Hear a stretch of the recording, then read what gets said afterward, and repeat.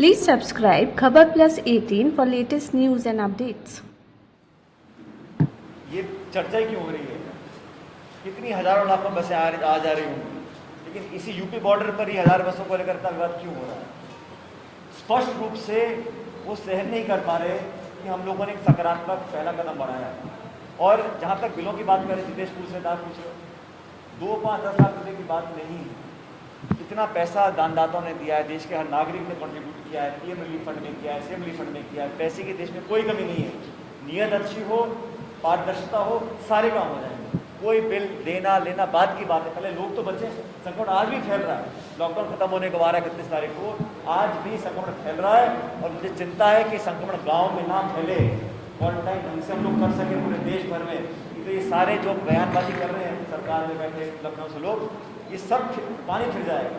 इसलिए पैसे की कोई दिक्कत नहीं आएगी, जितना हम काम करेंगे नहीं होगा और कर लेंगे। कोई बिल की, पैसे की, डीजल की, बसों की कोई चर्चा ही नहीं। आज तो जान बचे लोगों का जीवन, जो आज आप समझ सकते हो, जो 60 दिन से घरों से दूर है, सर पर छत नहीं है, पेट में खाना नहीं है, बच्चे बुजुर्ग सब पैदल चल रहे हैं। किसका देखते को सीखेगा?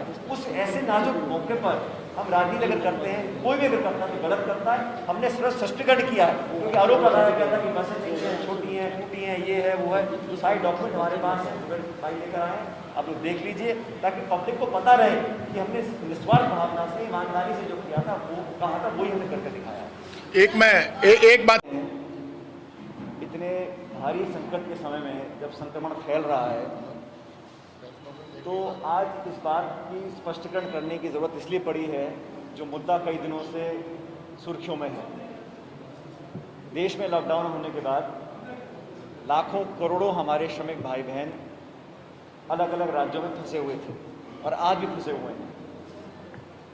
जब एक पखवाड़ा बीत गया और सरकार की तरफ से कोई मदद नहीं आई, तो कांग्रेस अध्यक्षा सोनिया गांधी जी ने पहल करते हुए ये निर्णय लिया कि कोई भी श्रमिक देश के किसी कोने में भी होगा, उसको घर वापस जाने का, रेल का किराया, भाड़ा खर्चा जो भी होगा, उसको कांग्रेस पार्टी वहन करेगी।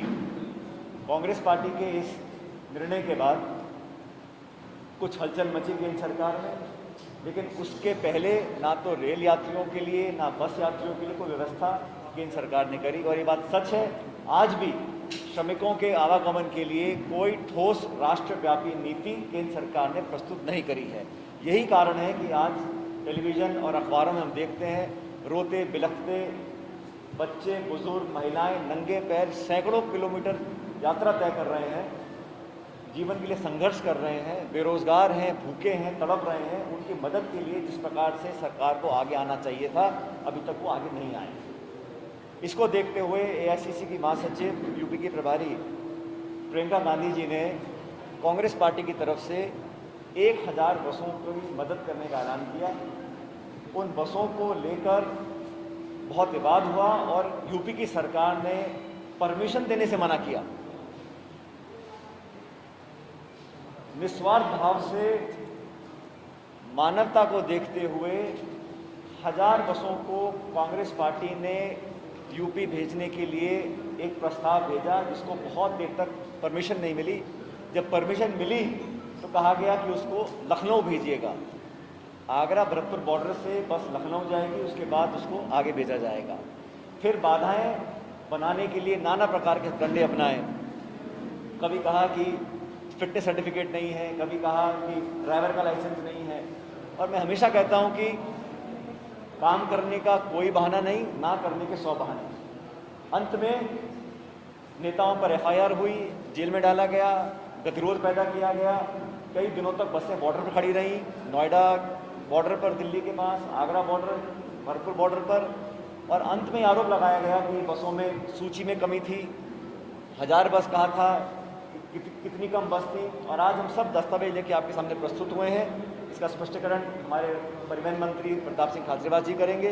कोई भी मदद करेगा, यूपी सरकार भेजे, केंद्र सरकार भेजे, सबका सहयोग ले रहे हैं और दे रहे हैं। लेकिन एक इस पर्टिकुलर इशू को लेकर मुद्दा बना था, उसका हमने स्पष्टीकरण करा है। हमारे दरवाजे, हमारी सरकार का काम करने का तरीका पूरा खुला है।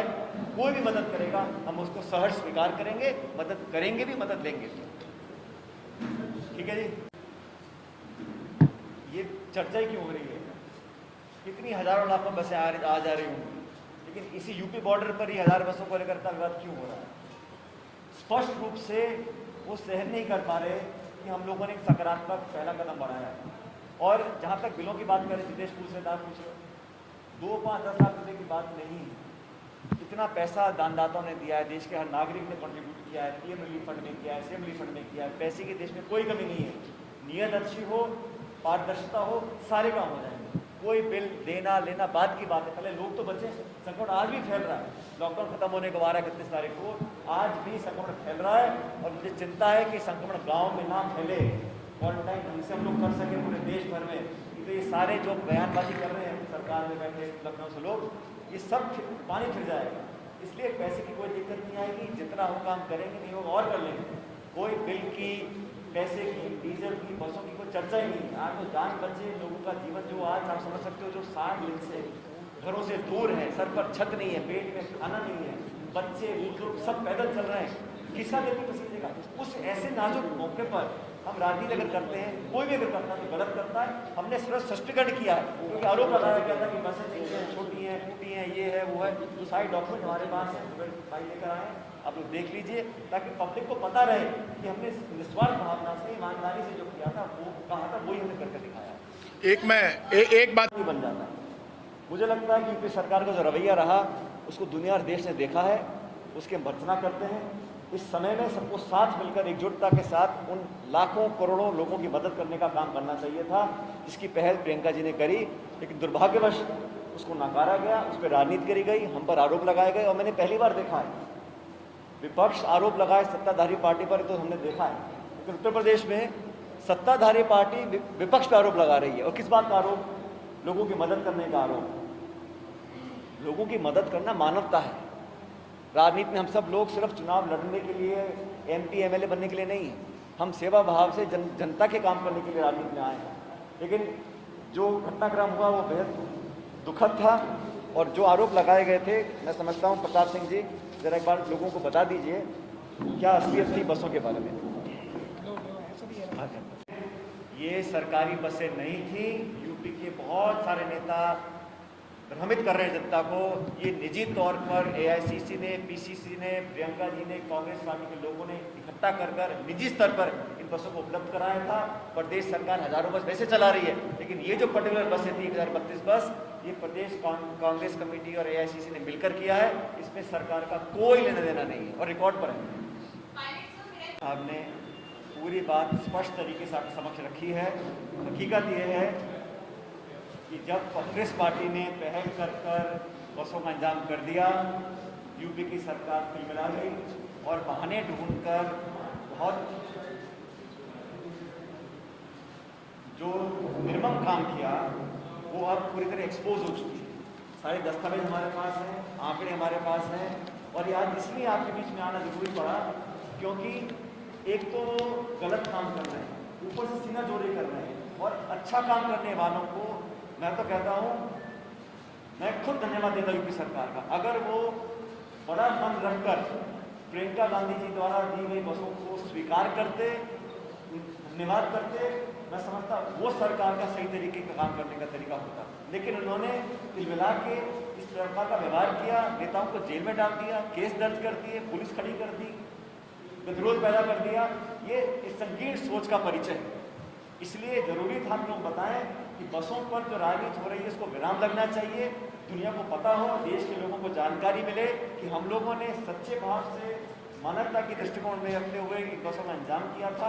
कोई राजनीति नहीं करी थी। हमने आज मदद करी है, कल भी करते रहेंगे। लेकिन जो लोग सत्ता में बैठे लखनऊ में, उनको गिरबान में झांकना पड़ेगा कि आज उन लोगों की जिंदगी को बेहतर करने की बजाय जो श्रमिक आज भी तड़प रहे हैं, सड़कों पर चल रहे हैं, आपने जानबूझकर अपनी जिद के कारण मदद लेने से मना किया और राजनीति करते हुए आक्रामक रवैया अपनाया कांग्रेस के कार्यकर्ताओं के प्रति। वो बड़ा दुर्भाग्यवश है। आज ऐसे नाजुक समय में हम लोगों को बड़ा मन रखकर सकारात्मक सोच के साथ काम करने की ज़रूरत थी, लेकिन दुर्भाग्यवश ऐसा नहीं हो रहा। हम लोगों ने अपनी बात को रखा है। अगर आप में से किसी की कोई सवाल हो तो जवाब देने की हाजिर है। Please subscribe Khabar Plus 18 for latest news and updates.